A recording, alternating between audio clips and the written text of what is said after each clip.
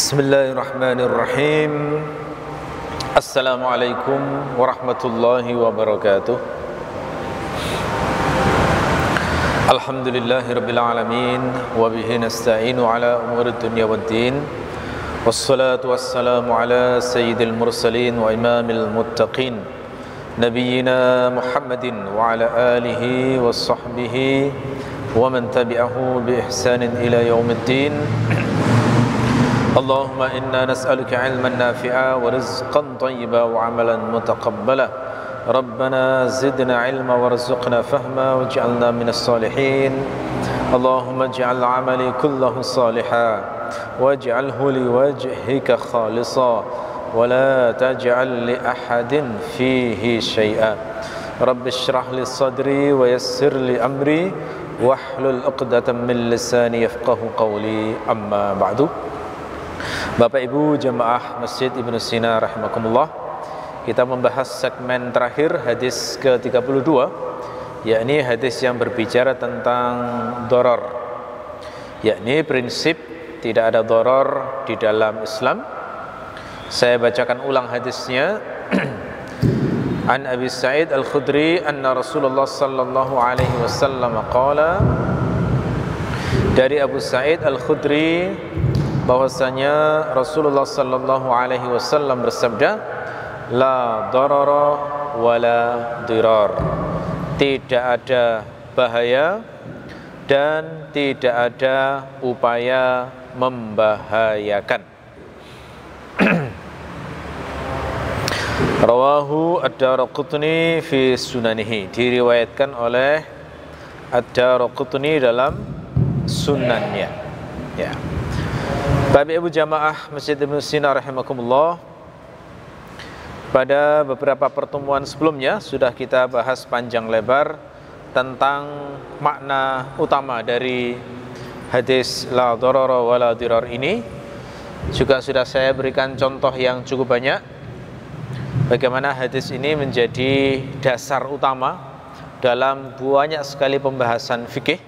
Saya sampaikan dalam beberapa kajian sebelumnya bahwa hadis ini menjadi dasar dari banyak sekali pembahasan fikih, baik itu fikih munakahat, pernikahan, termasuk juga fikih talak, fikih perceraian, termasuk juga fikih bayi, jual beli, dan berbagai macam fikih muamalah yang lain. Itu hukum-hukumnya banyak yang kembali pada prinsip ini, la darara wala dirar, tidak ada bahaya dan tidak ada upaya membahayakan. Artinya di dalam Islam itu diajarkan tidak boleh orang beriman itu menyakiti orang lain, tidak boleh membahayakan orang lain, tidak boleh merugikan orang lain. Andaikan orang Islam melaksanakan satu hadis ini saja, maka tidak ada tindakan kriminal. Karena pada dasarnya kriminal itu kan menyakiti orang lain, membahayakan orang lain, menzalimi orang lain. Nah, Rasulullah mengajarkan prinsip yang sangat sederhana supaya tidak menyakiti orang lain dengan hadis ini, la darara wala dirar. Nah, di pertemuan malam hari ini insyaallah kita fokus pada tema bahwa semua hukum Allah itu pada dasarnya tidak ada satupun yang mengandung doror, tidak ada satupun yang mengandung bahaya, tidak ada satupun yang mengandung sesuatu yang menyakitkan. Gitu ya. Nah, itu diantara makna hadis la dororo wala dirar. Jadi kalau kita amati semua taklif Allah, semua ajaran Nabi, kalau kita teliti itu tidak ada satupun yang merugikan manusia, tidak ada satupun yang membahayakan manusia. Kalau misalnya ada orang yang melaksanakan syariat Islam kemudian mendapatkan bahaya, maka pasti ada yang salah dalam melaksanakan syariat tersebut. Ya, saya ulang lagi. Kalau sampai ada orang yang terkena bahaya atau terkena sesuatu yang merugikan saat melaksanakan syariat Allah, maka bisa dipastikan ada proses pelaksanaan yang keliru saat melaksanakan syariat Allah itu. Contoh misalnya puasa. puasa itu kalau dilakukan dengan benar tidak mungkin membuat badan menjadi sakit, tidak mungkin itu. Karena justru ilmu sains itu malah menunjukkan bahwa puasa itu malah membuat sehat. Karena puasa itu kan kayak mengistirahatkan sistem pencernaan. Sistem pencernaan itu kayak mesin yang kalau terus-menerus dipakai, lama-lama aus, bisa menimbulkan berbagai macam penyakit. Ketika diistirahatkan, dia punya waktu untuk recovery semakin kuat, dan bahkan mengalami yang dinamakan detoksifikasi, membuang racun-racun. Orang ketika berpuasa itu ada semacam racun-racun yang dibuang. Orang yang kadar gulanya tinggi, ketika dia berpuasa turun itu kadar gulanya. Ya.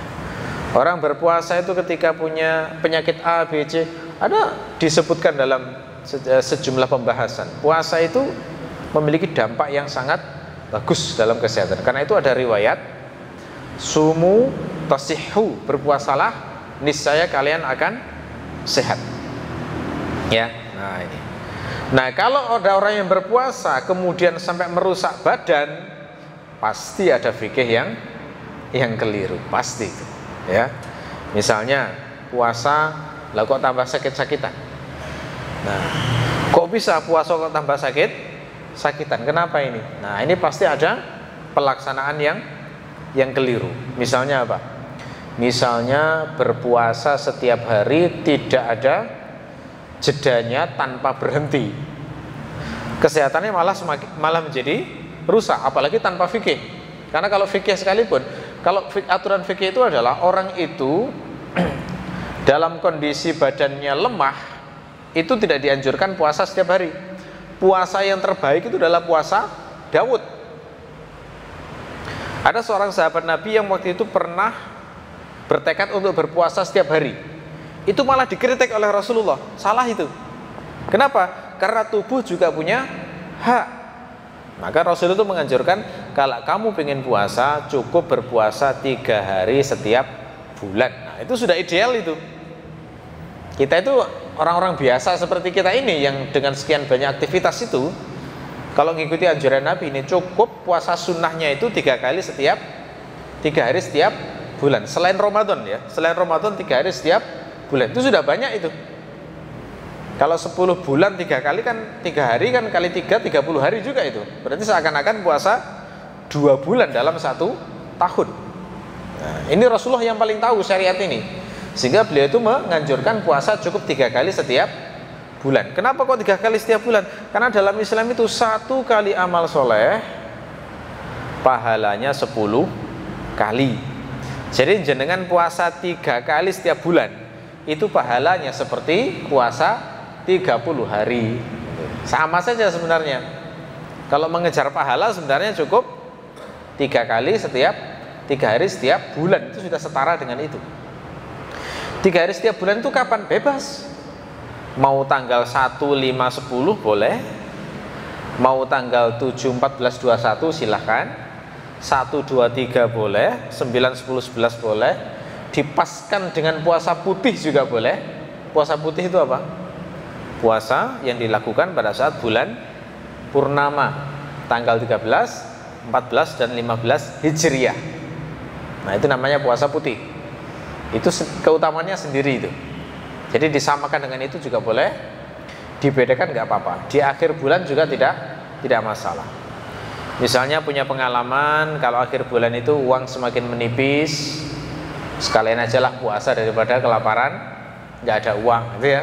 Boleh punya kebiasaan semacam itu, tidak masalah. Ya.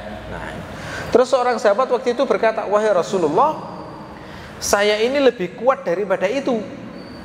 Saya lebih kuat puasa kalau hanya 3 bulan aja terlalu enteng, saya bisa nambah itu. Terus Nabi merekomendasikan puasa Daud. Apa itu puasa Daud? Yakni separuh seumur hidup digunakan untuk puasa. Sehari puasa, sehari tidak. Sehari puasa, sehari tidak. Itu sudah terbaik puasa itu. Nggak ada lagi yang lebih baik itu. Puasanya Nabi Dawud itu seperti itu, sehari puasa, sehari tidak, sehari puasa, sehari tidak. Ya. Jadi ketika sahabat Nabi bilang, saya lebih kuat daripada itu, Nabi mengatakan sudah nggak ada lagi yang lebih baik daripada itu. Ya. Nah, nama sahabat Nabi yang senang puasa setiap hari ini adalah Abdullah bin Amr. Orangnya gede, gemuk gitu ya. Jadi kalau puasa itu kuat memang. Beda dengan orang-orang yang kurus. Itu nggak cocok amalan puasa setiap hari, nggak cocok. Karena kalau lemah diajak jihad itu susah untuk diajak perang akhirnya ya. Nah, di orang-orang yang amalannya puasa itu kalau dia kuat, lemaknya banyak, itu cocok untuk berpuasa. Tapi kalau dia kurus, kurang nutrisi misalnya, justru amalannya cari amalan selain puasa. Terus Nabi itu sempat mengingatkan Abdullah bin Amr, aku khawatir kalau kamu kau jadikan amal puasa setiap hari ini, nanti kamu akan menyesali pada saat kamu sudah tidak kuat lagi.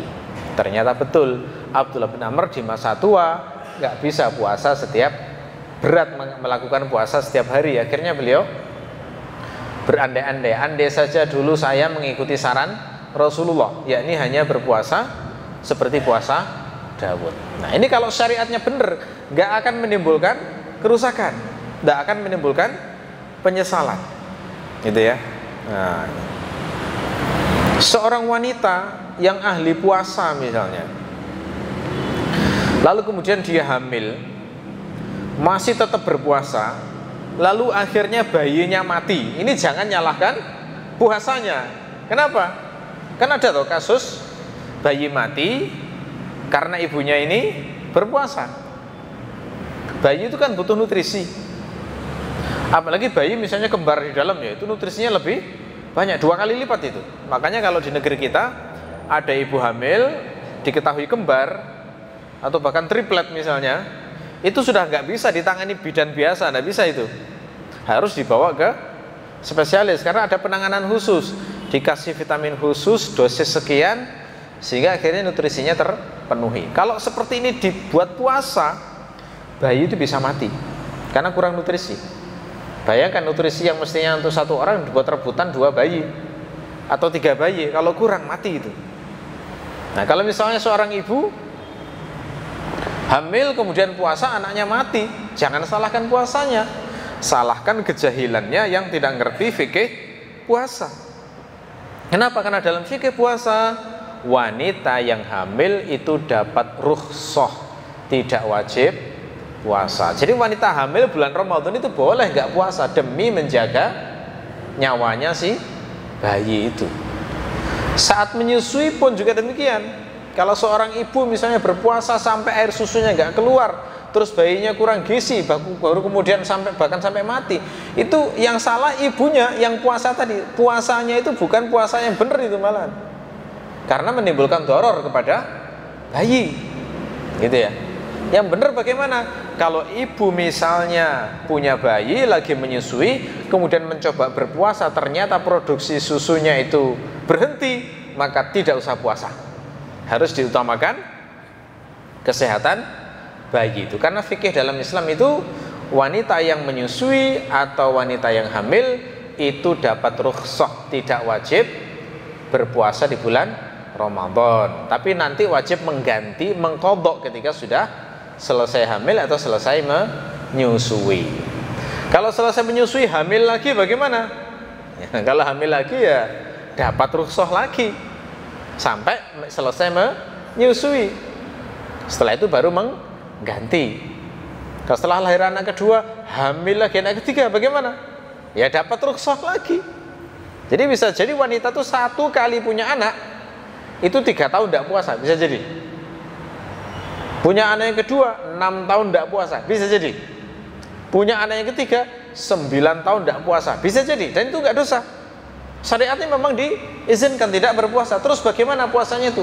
Ya dihitung, kemudian dilunasi kalau sudah tidak hamil dan tidak menyusui. Syariatnya begitu. Terus kalau misalnya keburu tua bagaimana? Keburu tua itu artinya hamil menyusui sampai anaknya 10 misalnya, ya. Kalau misalnya anaknya 10, tiap anak misalnya 3 tahun, berarti kan 30 tahun tidak puasa, ya kan? Artinya utang puasanya berapa? 30 kali 30 900 hari. Itu hampir 3 tahun itu puasa terus ya. Gitu ya. Gimana itu? Misalnya sudah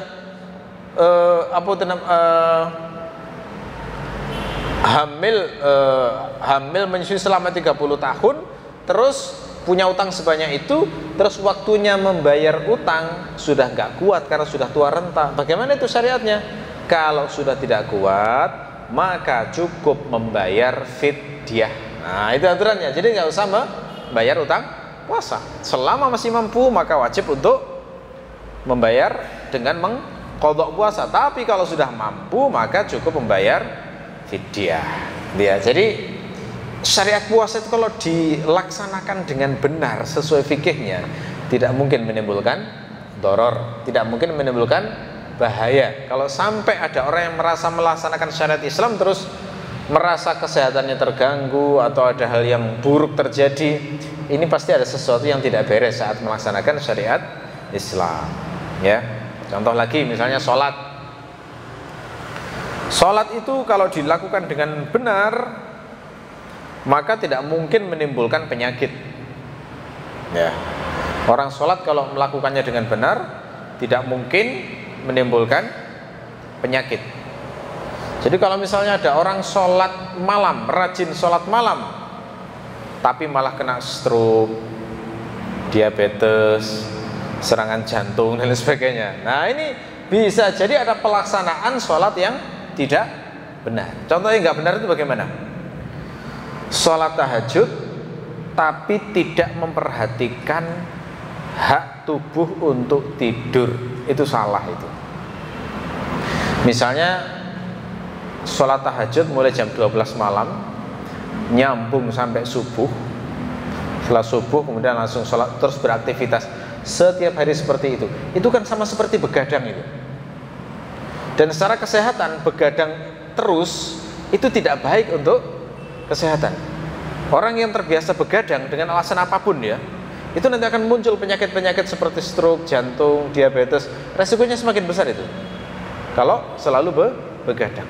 Nah, ini yang benar bagaimana? Yang benar ikuti cara sholatnya Rasulullah. Rasulullah itu cara sholatnya bagaimana? Rasulullah itu cara sholatnya adalah kalau sholat malam, maka beliau itu setelah isya langsung tidur. Setelah isya langsung tidur. Jadi kalau di negeri kita itu isya misalnya jam 7, selesai nggak bisa setengah 8 ya, setengah 8 sudah tidur. Terus bangunnya Rasulullah itu kapan? Bangunnya Rasulullah itu terkadang sepertiga malam yang pertama, kadang sepertiga malam yang kedua, kadang sepertiga malam yang terakhir. Nah, jadi kira-kira kalau pakai ukuran jam sekarang ya, kadang-kadang Rasulullah itu bangunnya jam 10 kira-kira untuk sholat malam, kadang-kadang bangunnya jam 1 ya, kadang-kadang bangunnya adalah jam setengah 3. Nah, kira-kira begitulah, setengah 1, setengah 3. Itu kebiasaan Rasulullah, tidak pasti. Kenapa? Karena Rasulullah itu aktivitasnya banyak sekali dan tidak mungkin bisa sama setiap hari itu. Sama seperti kita ya, kita itu hidup keseharian sekalipun itu kan kadang ada satu hari yang kita cuapek sekali, ada yang nyewantai sekali gitu ya. Nah, Rasulullah juga demikian. Kalau beliau itu pas nggak ada agak longgar, itu bangunnya lebih sore, lebih dini gitu ya. Tapi kalau misalnya aktivitas banyak, capek, kadang-kadang beliau bangunnya itu sepertiga malam yang terakhir. Terus ketika Rasulullah itu bangun jam 10 malam misalnya, apakah kita membayangkan beliau itu sholat terus sampai jam 4 misalnya? Enggak. Riwayat sholat malam Nabi itu unik sekali. Bagaimana itu? Seringkali Nabi itu sholat 2 rakaat, selesai sholat tidur. Ya, tidur mungkin setengah jam atau 1 jam, bangun lagi sholat. Setelah sholat 2 rakaat, tidur lagi. Terus bangun lagi, tidur lagi, sampai menjelang subuh. Jadi Rasulullah itu tidurnya berkali-kali dan bangunnya berkali-kali. Itu sholat malam yang benar, yang justru sesuai dengan prinsip-prinsip kesehatan. Ya. Nah, terus bagaimana kalau dari riwayat Rasulullah pernah sholat itu mulai membaca surat Al-Baqarah, An-Nisa, Ali Imran, yang kira-kira kalau dihitung mungkin 5-6 jam itu. Iya, pernah Rasulullah seperti itu, tapi tidak setiap hari. Tidak setiap. Jadi kalau membahas sholatnya Rasulullah itu memang harus digabung dengan banyak hadis yang lain. Ternyata pola sholatnya Rasulullah itu seperti itu. Tapi yang selalu pasti adalah Rasulullah itu, kalaupun sholat malamnya itu misalnya panjang, Rasulullah itu selalu tidur sebelum subuh, selalu itu. Ya. Jadi sholat malam yang benar itu jangan terus sholat subuh, keliru itu. Jadi yang benar tidur lagi. Jangan sampai bablas tapi ya. Jadi harus ngerti, harus dilatih gitu ya. Jangan sampai bablas ngelebihi azan subuh. Jadi Rasulullah itu bayangkan misalnya bangun jam 10, sholat misalnya sampai jam 1, setelah itu tidur lagi, baru bangun lagi menjelang azan subuh. Itu sholatnya Rasulullah. Ya. Selalu menyempatkan tidur sebelum subuh, selalu tidur lagi. Nah kalau seperti itu cukup. Jadi tubuh ini mendapatkan hak untuk tidak sampai sakit. Jadi istirahatnya menjadi cukup.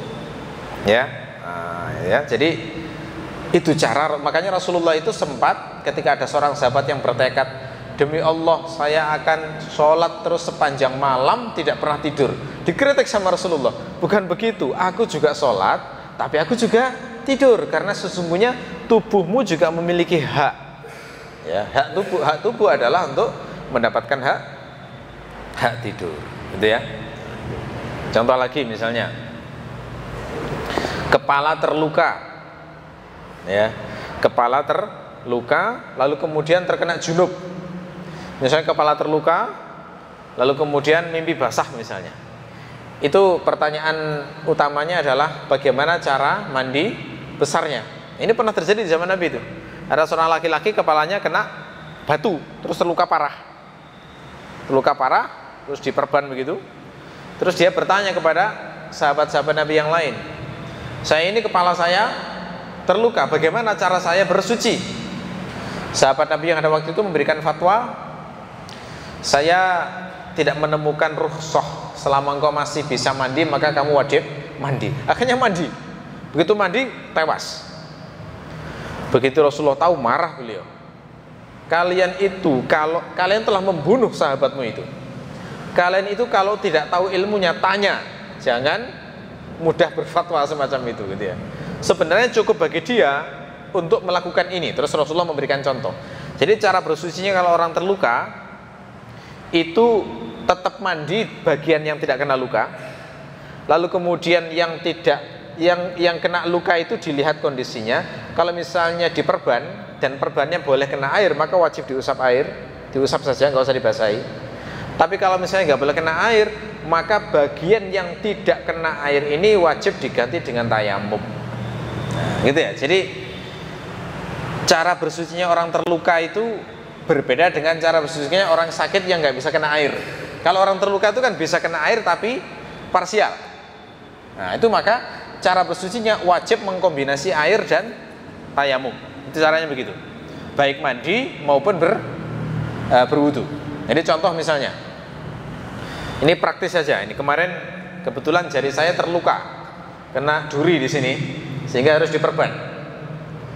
Ini bagaimana cara wudunya? Cara wudunya adalah persis seperti wudhu biasa, dimulai dari kumur-kumur, kemudian hidung, kemudian muka, begitu sampai tangan, maka bagian jari saya ini yang tertutup perban itu kan nggak bisa terbasuh air, maka saya wajib untuk membasuh yang tidak kena perban, tetap seperti biasa. Lalu kemudian bagian yang terkena perban ini diusap dengan air, bukan dibasahi, hanya diusap saja. Tapi kalau misalnya nggak boleh kena air, maka tidak usah diusap air. Setelah itu kemudian kita keringkan tubuh kita dengan handuk, terus kita bertayamum dengan niat mengganti luka yang tertutup perban. Nah, jadi ada jenis tayamum yang fungsinya mengganti bersuci bagian tubuh yang tidak terkena air. Dia. Setelah selesai, baru lanjut gerakan wudhu berikutnya. Setelah tangan apa? Sebagian kepala, kemudian telinga, baru kaki. Itu cara berwudu jika orang terluka. Ada fikihnya itu. Ya. Lah terus yang kalau tayamum saja itu siapa? Tayamum saja hanya orang yang sakit, misalnya demam parah, yang kalau kena air maka semakin parah demamnya, maka itu boleh hanya tayamum saja. Tapi kalau terluka, tidak boleh tayamum tok, itu tidak boleh. Kalau terluka itu wajib dibasuh air, sementara sisanya yang terluka itu diganti dengan tayamum. Ya. Nah, kalau misalnya orang itu terluka di bagian punggung misalnya, sehingga diperban, terus dia terkena junub misalnya mimpi basah, bagaimana cara bersucinya?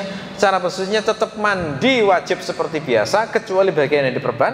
Lalu kemudian setelah itu, kemudian dia melanjutkan dengan tayamum untuk mengganti bagian dari punggungnya yang tidak terkena air. Nah, itu fikihnya itu ya. Nah ini ya. Nah, jadi kisah di zaman Nabi di mana orang itu kepalanya terluka, terus disuruh mandi besar sampai kemudian tewas. Ini adalah doror yang tidak perlu. Kenapa? Karena syariat bersucinya tidak dilaksanakan dengan benar. Andaikan benar tidak mungkin menimbulkan doror. Ya. Contoh lain, umroh misalnya. Ada orang umroh. Lah setelah umroh kok utangnya semakin banyak. Kok bisa ini? Kenapa ini utangnya semakin banyak? Pasti ada proses umroh yang tidak beres. Misalnya apa? Misalnya umroh tapi uangnya utang. Utangnya adalah sistem pakai MLM. Akhirnya malah setelah umroh malah semakin tercekik utang, bertengkar dengan suaminya, bertengkar dengan istrinya. Ada proses yang tidak benar. Kenapa? Proses yang benar kalau umrah itu adalah umrah itu baru wajib dalam mazhab Syafi'i kalau sudah ada kelebihan uang, kan gitu. Nah kalau sampai utang berarti kan belum wajib tuh. Kalau maksa, niatnya apa? Nah gitu ya. Ada proses yang tidak benar itu. Ada tata cara pelaksanaan yang tidak benar. Karena hadis Nabi itu menegaskan orang selesai umroh itu akan menghilangkan kefakiran. Janji Nabi semacam. Jadi selesai umrah itu bukan semakin tercekik utang, malah hilang kefakiran itu. Nah kalau saat selesai umrah orang malah tercekik utang, ada proses yang tidak beres. Makanya harus hati-hati ya. Jadi harus ngerti fikihnya dulu sebelum haji atau umrah. Termasuk haji. Orang selesai haji itu kata Nabi tidak mungkin orang selesai haji itu akan menjadi miskin. Karena kata Nabi adalah yanfiyani, menyingkirkan kefakiran. Umrah dan haji itu. Tapi pelaksanaannya harus benar. Nah, di negeri ini tuh rada gimana ya? Orang didorong untuk haji dan umroh, padahal sebenarnya belum wajib untuk haji dan umroh. Maksa akhirnya berhutang, nggak peduli mana yang mengandung riba dan tidak. Nah ini kan janggal ya. Bagaimana bisa orang itu berhaji dan berumroh memakai uang yang sistemnya itu dilarang oleh Allah? Ini jadi pertanyaan besar. Niatnya apa kalau semacam itu? Nah, itu ya. Oke. Contoh lagi misalnya zuhud. Nah, zuhud itu kalau ditafsirkan dengan benar maka tidak akan menimbulkan kerusakan. Tapi kalau pemahaman tentang zuhud itu salah, misalnya dipahami zuhud itu adalah tidak usah menikah selamanya. Ya, sistem kependetaan kan begitu ya. Sistem kependetaan itu menafsirkan ajaran Nabi Isa secara salah. Nabi Isa itu mengajarkan zuhud, terus kemudian menolak dunia itu dianggapnya adalah tidak usah menikah selamanya, fokus untuk berkhidmat kepada Allah. Nah, ini ketika dipraktekkan apa yang terjadi? Banyak perzinahan di gereja-gereja itu ya, di zaman dulu itu. Banyak sekali itu. Wanita-wanita yang menjadi apa namanya? Suster istilahnya. Biarawati itu terkenal banget tuh skandal zaman dulu. Biarawati yang bertahun-tahun di situ sendirian sesama perempuan, terus fitrahnya sebagai wanita itu butuh laki-laki, akhirnya setiap lelaki yang lewat dipanggil itu. Akhirnya banyak kehamilan di kalangan biarawati dan bayinya digugurkan dan dikuburkan. Nah ini kan contoh ya. Contoh bagaimana ketika syariat Allah itu diterapkan dengan cara yang tidak benar, pasti menimbulkan doror, pasti menimbulkan kerusakan. Gitu ya. Nah, oleh berarti menolak kenikmatan dunia, tidak. Zuhud itu adalah yang sudah sempat kita bahas sebelumnya, memandang dunia secara kecil, secara remeh, ya, tidak menjadikan sebagai tujuan dan menjadikan akhirat itulah sebagai tujuan yang disiapkan oleh orang yang beriman. Jadi prinsipnya kalau kita itu merasa sudah melaksanakan syariat, kok masih ada doror, ada hal yang tidak baik, maka harus kita cek. Barangkali ada pelaksanaan yang kurang tepat, gitu ya. Ada fikih yang kurang pas. Ini harus koreksi kembali, gitu ya. Semua taklif Allah, kata para ulama, pasti memberikan kebaikan baik urusan dunia maupun akhirat. Itu yang harus diyakini seorang muslim. Semua taklif Allah, semua syariat Allah, semua hukum Allah, semua aturan Allah kalau dilaksanakan dengan baik pasti memberikan kebaikan urusan dunia maupun urusan akhirat. Termasuk hal-hal yang disangka tidak baik menurut akal manusia, itu kalau diteliti betul akan menjadi kebaikan. Contoh misalnya hukum waris. Hukum waris itu laki-laki mendapatkan 2 kali perempuan, anak laki-laki mendapat 2 kali perempuan. Itu seolah-olah tidak adil ya, padahal dalam syariat Islam itu laki-laki dapat 2 kali perempuan karena dia mendapatkan limpahan tanggung jawab dari almarhum, gitu ya. Jadi almarhum sebelumnya yang menafkahi anak putrinya, begitu wafat digantikan oleh putranya. Jadi sebenarnya itu bebannya dialihkan. Nah, ini kalau direnungi dengan baik akan diketahui betapa agungnya syariat Islam. Ya. Contoh pelaksanaan syariat yang memberikan kemaslahatan dunia, sholat misalnya. Gerakan sholat itu kalau dilaksanakan dengan baik, itu akan membuat aliran darah menjadi lancar. Pasti itu. Bayangkan ya, orang itu ketika sholat itu gerakan-gerakannya itu ruku, kemudian sujud, itu memaksa darah mengalir ke arah otak. Dan dalam waktu yang lama, ketika darah mengalir ke otak dalam waktu yang lama, itu akan menghancurkan hambatan-hambatan yang ada di dalam otak yang sering membuat orang stroke itu. Orang stroke itu karena terhambat itu aliran darahnya. Ketika sholatnya itu bagus, maka itu akan menghilangkan potensi dari stroke seseorang itu. Ya. Nah, tapi kalau sholatnya cepat, Allahu Akbar, Allah, belum sempat mengalir sudah balik lagi gitu ya. Makanya kalau sholat tetap setruk, nah, ini ada yang pelaksanaan sholat yang kurang baik, gitu ya. Karena Rasulullah memerintahkan sholat itu tumaknina, jangan terburu-buru, gitu ya. Rukuk kalau dilakukan dengan benar itu akan mencegah tulang bungkuk. Ya, karena rukuk itu syariatnya benar ya. Itu kalau dilaksanakan menurut fikih itu punggungnya benar-benar lurus. Seorang muridnya Imam Syafi'i itu kalau menggambarkan Imam Syafi'i saat ruku itu mengatakan begini, Imam Syafi'i itu kalau ruku kemudian Anda menuangkan air di atas punggung Imam Syafi'i, maka air itu tidak akan tumpah. Itu saking lurusnya. Makanya ruku yang benar itu harus lurus banget. Kalau tulang dibiasakan semacam ini, maka itu akan tercegah dari punggung yang bungkuk, gitu ya.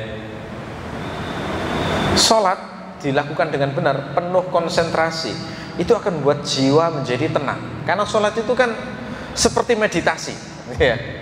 Meditasi itu kan yang ditawarkan oleh Hindu, Buddha dan sebagainya. Itu kan prinsipnya mengosongkan pikiran, fokus ke satu hal begitu ya, sehingga kemudian menjadi tenang. Nah, sholat itu kan diajari yang lebih agung dari itu. Kosongkan pikiran dari semua hiruk pikuk duniawi, gunakan fokus untuk mengingat Allah. Itu luar biasa itu. Meditasi yang luar biasa. Ya.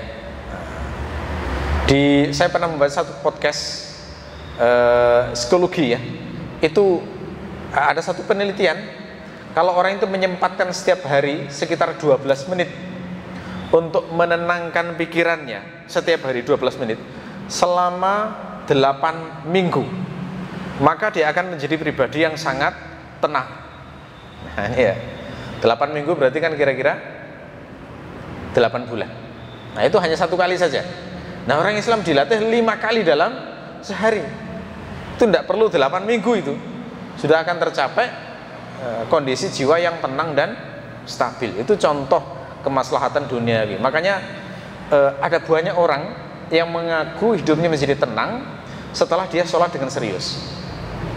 Saya pernah membaca ada orang awam membuat video vlog video di YouTube gitu ya.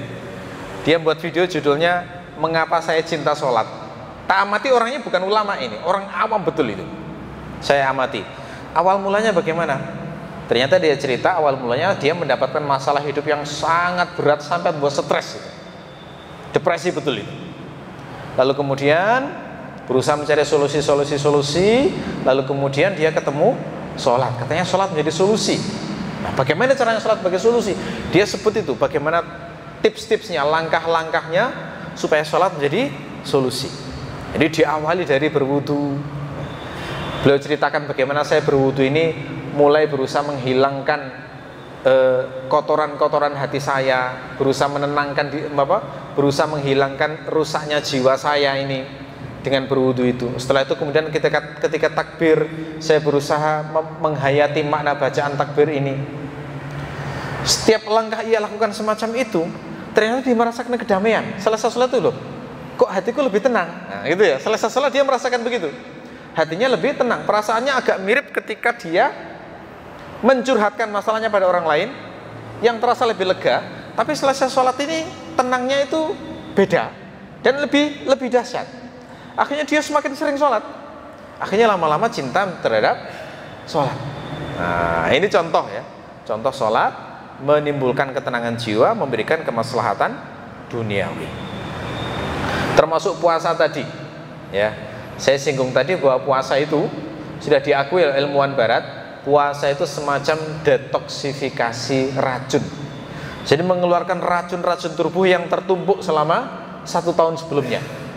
Kita setahun sekali puasa Ramadan itu seakan-akan racun-racun yang terakumulasi selama 1 tahun itu dibuang selama bulan Ramadan itu. Makanya kalau puasanya benar, orang semakin sehat, orang semakin segar, orang semakin hilang rasa malasnya. Orang itu kalau punya gula yang banyak, itu kalau menurut medis itu kan dia menjadi pribadi yang lesu, mewales, gampang tidur. Itu kebanyakan gula itu. Dikit-dikit minum kopi, minum teh, udah gitu tambah lagi kue-kue yang manis-manis. Pokoknya gula kok itu biasanya orangnya menjadi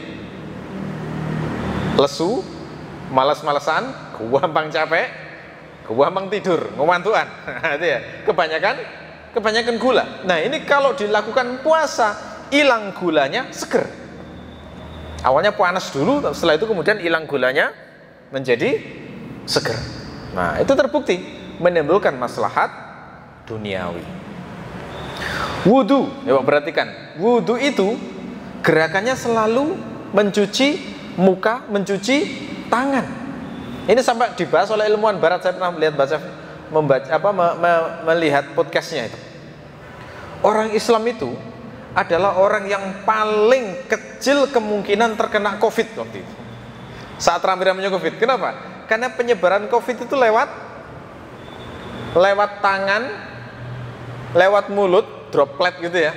Sementara orang Islam itu 5 kali dalam sehari selalu mencuci tangan, mencuci muka, mencuci kaki. Gitu ya.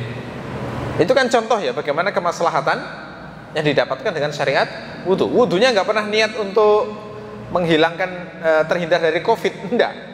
Tapi kalau dilaksanakan benar-benar sekaligus menghilangkan potensi terkena virus. Ya. Makanya di dunia kedokteran itu setiap selesai apapun itu dianjurkan untuk cuci tangan. Karena kalau selesai cuci tangan, virus-virus yang atau kuman-kuman yang berada di tangan itu hilang. Dicuci apalagi dengan sabun, lebih menghilangkan lagi kemungkinan menyebarnya bakteri atau virus. Syariat istinsyak. Istinsyak itu apa? Istinsyak itu adalah menghirup air wudu dengan hidung, dihirup sampai airnya tuh naik ke pangkal hidung hingga terasa sensasi kayak cereng gitu ya. Itu istinsyak yang benar. Nah, itu ada penelitian, kalau orang istinsyak kayak begitu itu akan menghindarkan dia dari penyakit saraf. Saya nggak tahu penjelasan ilmiahnya bagaimana. Itu bisa menstimulasi untuk mencegah penyakit saraf. Itu contoh bagaimana syariat Allah itu luar biasa memberikan kemaslahatan di dunia. Gitu ya. bangun pagi untuk sholat subuh, kalau dilaksanakan dengan baik, itu akan membuat badan segar seharian. Beda dengan orang-orang yang tidak beriman yang bangunnya jam 8, jam 9. Itu tidak sesegar orang yang bangunnya adalah saat subuh. Beda itu. Jujur dalam muamalah, perintah Allah itu. Kalau orang jujur, maka dia akan dipercaya banyak orang lain. Ketika dipercaya, kalau dia akuntan, maka akan banyak pelanggannya, akan dipercaya oleh banyak perusahaan. Kalau dia adalah pedagang, maka akan banyak customernya, akan banyak orang yang percaya dengan produknya. Jujur, ya. Memaafkan. Perintah Allah itu memaafkan. Memaafkan itu ada keuntungan duniawi juga. Apa keuntungannya? Orang kalau memaafkan, maka dia terhindar dari penderitaan batin. Kan orang yang menyimpan benci, menyimpan dendam, itu justru sebenarnya menyiksa dirinya sendiri. Makanya di barat itu, psikologi itu menganjurkan memaafkan. Maksudnya memaafkan adalah engkau memaafkan untuk dirimu sendiri, untuk kesehatan jiwamu sendiri, bukan untuk orang yang kau maafkan itu. Ini menunjukkan bahwa mereka itu menemukan memaafkan itu ternyata dampaknya luar biasa bagi jiwa. Jiwa yang paling damai, yang paling gak susah itu adalah jiwa yang mudah memaafkan. Kira-kira kayak bayi itulah ya. Bayi itu kalau kita cubit nangis ya. Tapi setelah itu kalau misalnya kita kasih permen, dia ketawa-ketawa, nggak ingat sudah perbuatan buruk yang kita lakukan pada bayi itu. Kan begitu. Sangat pemaaf bayi itu. Ya, makanya bayi itu menjadi pribadi yang ceria. Nggak pernah depresi, nggak pernah mikir tagihan listrik, masalah gas di dalam rumah, utang, nggak pernah mikir. Damai jiwanya dia. Sifatnya itu tenang, gitu ya. Oke. Menikah itu jauh lebih baik daripada pacaran. Karena pacaran itu kan sudah potensi dikhianati, ya. Pacaran itu jika dikira enak, ya, penderitaannya, dramanya lebih banyak orang pacaran itu ya. Karena sekarang menjadi tren ya. Perempuan punya pacar lebih dari satu itu jadi tren sekarang. Banyak sekali yang melakukannya. Sudah pacaran, maksiat, pengkhianatan lagi, gitu ya. Jadi rasanya kayak perih gitu. Kebetulan kemarin itu saya melihat sekilas video di Instagram. Ada seorang laki-laki membuat video pendek. Dia itu memvideo HP pacarnya. Kemudian ada telepon dari nama seorang perempuan. Nama yang telepon itu nama yang telepon itu perempuan. Ketika diangkat, suaranya laki-laki. Suara laki-laki terus ngajak ketemuan di mana yang begitu. Padahal itu sudah punya pacar gitu ya.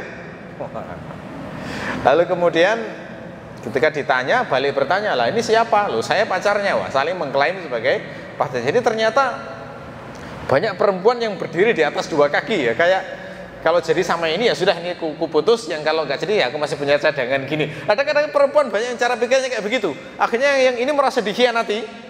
Wah, akhirnya ternyata komentarnya saya baca tuh, Masya Allah, geleng-geleng. Ternyata banyak ratusan laki-laki punya pengalaman yang sama ya. Luar biasa itu ya, trennya sama sekarang. Lihat itu, sudah dosa, menderita lagi, kan gitu tuh. Menderita lagi. Nah, ini kan beda ya, beda dengan orang yang menikah. Orang menikah itu tenang, karena sudah sah, sudah pacaran itu sudah was-was, ya, masih dibayang-bayangi pengkhianatan, ya. Jadi udah begitu berdosa lagi. Konsekuensi maksiat dan tanggung jawabnya juga berat, gitu ya. Jadi semua syariat Allah pasti ada maslahatnya, termasuk semua larangan Allah. Larangan Allah itu pasti ada maslahatnya di dunia maupun di akhirat. Misalnya larangan membunuh. Kenapa sih kita kok dilarang membunuh orang lain? Secara alami, orang kalau membunuh orang lain, maka keluarganya nggak terima. Biasanya kalau keluarga nggak terima di masa jahiliyah dulu, maka keluarga yang nggak terima ini akan balas dendam. Balas dendam membunuh si pembunuh itu. Nah, ketika si pembunuh sudah terbunuh, gantian tidak terima, bunuh lagi lebih banyak. Sana nggak terima lagi, bunuh lagi lebih banyak. Akhirnya terjadi perang antar kabilah gara-gara semacam itu. Ya. Jadi ketika masih belum ada pemerintahan, sistemnya masih sistem suku di zaman dulu itu kayak begitu. Karena dosa membunuh itu terjadi pertempuran, peperangan yang nggak berhenti selama puluhan tahun antar kabilah.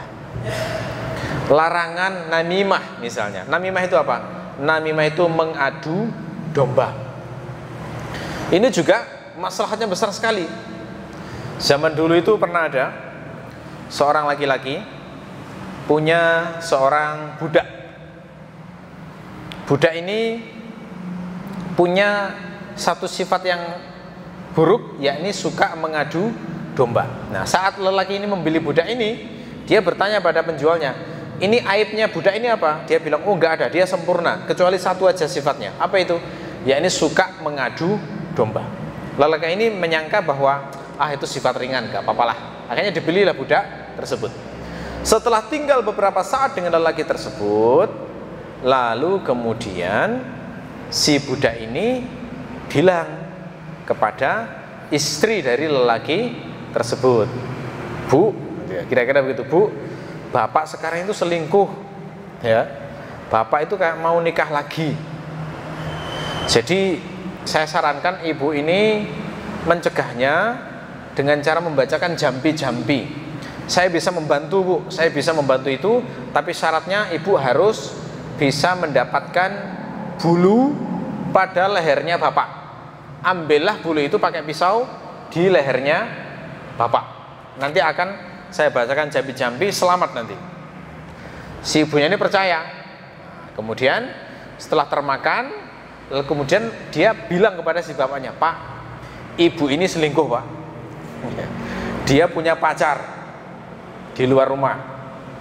Dan ibu ini berniat untuk membunuh bapak. Kalau nggak percaya, nanti coba bapak ini pura-pura tidur saja. Nanti ibu akan datang membawa pisau untuk menggorok lehernya bapak. Ya. Akhirnya bapaknya ini termakan, pura-pura tidur.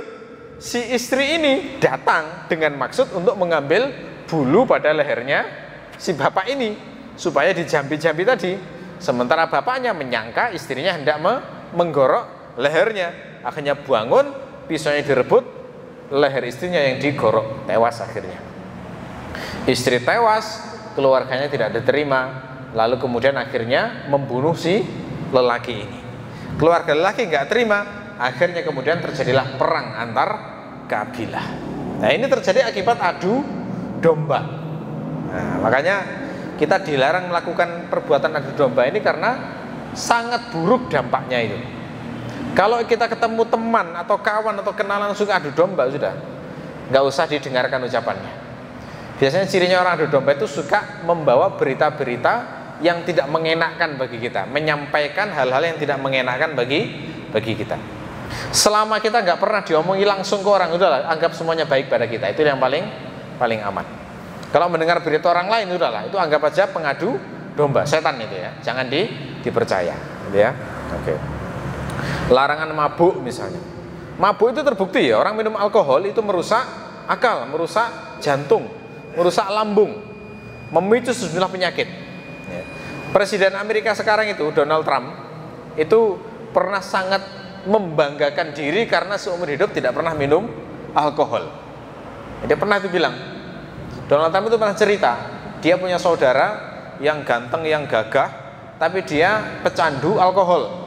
Lalu kehidupannya menjadi hancur, rusak, kesehatannya rusak. Kata Donald Trump, saya tidak pernah meneguk satupun minum beralkohol seumur hidupmu. Itu dengan bangganya dia mengatakan seperti itu. Itu Donald Trump ya. Itu menunjukkan bahwa orang kafir pun itu mengerti bagaimana agungnya syariat larangan minum khamr. Karena dampaknya memang luar biasa. Ya, menghindar dari minuman-minuman beralkohol. Larangan judi. Judi itu kan dilarang dalam Islam. Faktanya judi itu memang menipu orang-orang miskin, menghabiskan harta, melalaikan kewajiban.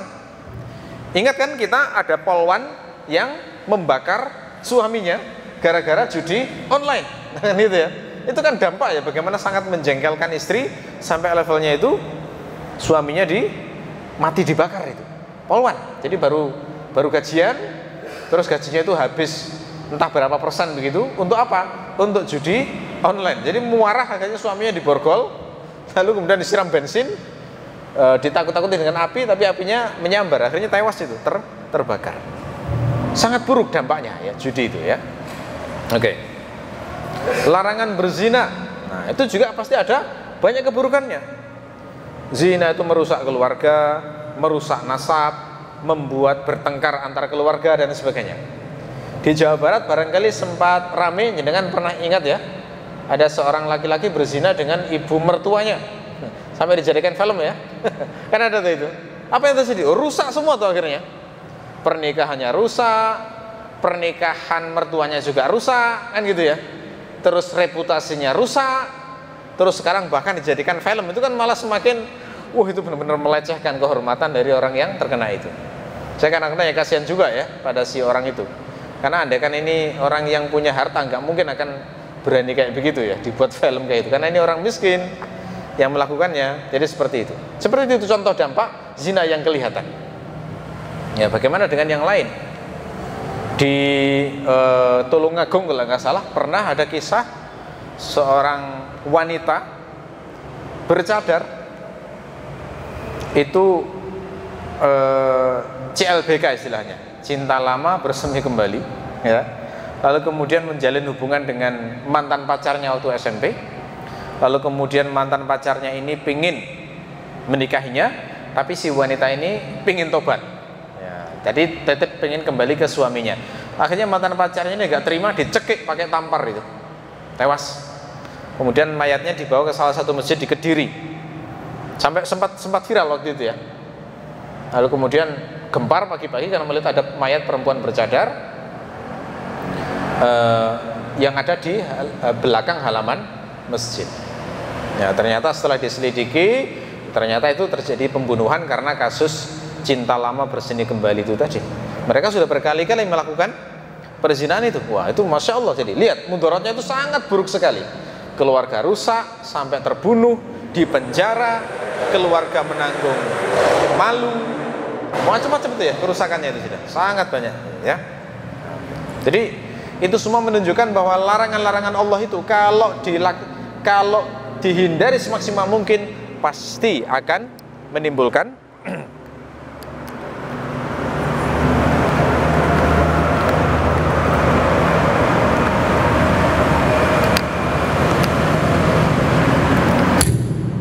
larangan-larangan Allah itu kalau dihindari semaksimal mungkin pasti akan menimbulkan kemaslahatan di dunia. Jadi perintah Allah maupun larangan Allah itu kalau dilaksanakan dengan baik, insya Allah bukan hanya untung di akhirat, tetapi di dunia pun orang juga akan selamat. Gitu ya. Itulah di antara makna terpenting dari hadis la darara wala dirar. Jadi tidak ada satupun taklif yang diberikan oleh Allah, melainkan semuanya memberikan kemaslahatan, tidak menimbulkan bahaya bagi orang-orang yang beriman ya. Baik, karena sudah masuk waktu Isya, barangkali kajian untuk malam hari ini cukup sampai di sini. Mudah-mudahan bermanfaat. Kita akhiri subhanakallahumma wa bihamdika asyhadu an la ilaha illa anta astaghfiruka. Assalamualaikum warahmatullahi wabarakatuh.